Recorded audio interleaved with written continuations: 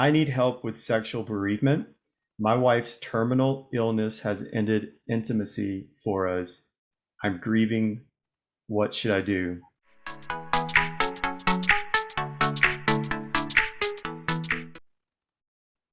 Mm, Yeah, the yeah, heavy question. yeah, very Yeah. heavy. But also, I mean, the first thing, right? There's almost a part of me that's so glad that this question was asked Hmm. because this is normal, right? Doesn't Hmm. take away the hardness, but I'm so glad it's being asked because it's not something we talk about. In Right. fact, recent research is saying this is really normal, and why aren't we talking about this more? Hmm. Because at some point, we're all going to encounter that end to sexual intimacy. And in this case, the grief of the terminal illness on top of I'm losing my partner. Hmm. And there's also I'm going to be missing out on this physical piece. And the sexual intimacy piece is so important in the marriage. It helps us remain connected. And so to lose, Hmm. it's massive. Right. So the first thing I want to say is you are not alone. Hmm. And I'm so proud of whoever asked this for even bringing it to the table. As far as where do we go from here, I think there are no easy answers, but I think we treat it like grief, which is we are made to best grieve in community with other people. And that's Hmm. part of the complicated nature of this is not normal table topic, right?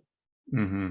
Talking about the sadness and the pain that comes with I've lost my wife or my husband, and I've also lost my sexual relationship and that bond and that sense of connection with this person. And so, like I said, it's becoming more and more normal to talk about, but I would reach out to somebody, right? As much as possible. This is a lonely place to be, it's a hard place to be. And I would start with are there grief support groups? If there's Hmm. somebody in your life that has gone through something similar, who you can say this to, and they'll say, yes, I understand. That's option number one, right? Is there someone you know in your life, in your church, in your community, you know, they've suffered a loss. And so maybe they can connect with me over Hmm. this. And then, like I said, any grief support groups, those are going to be major as well. Like Hmm. specifically, you know, terminal illness groups as well. You want to be with people who will be able to meet you with compassion, empathy, and not a sense of judgment Hmm. or like a wall that says, oof, don't talk to me about that. Yeah. Okay. And if there are not those people available, obviously my hope would be that you would have a wise, trusted friend who could just be with you in it. If, Hmm. again, reach out to someone who can help you navigate this uncharted territory because it's incredibly lonely and scary. It's almost like you're a ship alone in the middle of the sea and you don't know which direction to go. And so this would also be a really good time to reach out to someone who's trained to help navigate those waters. Yeah. Yeah. Yeah, that's good. I'm glad you mentioned that about like not just look for a grief support group, and I'm glad you mentioned that, but what to look for in that grief support group. And I'm glad you listed out some of those things. That's very helpful.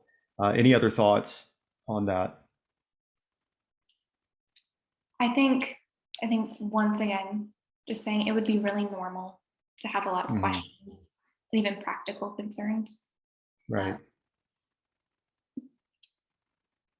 and to seek help when you can seek help and to be really brave because it's going to take courage. Nobody wants Right. to be that vulnerable and feel that exposed.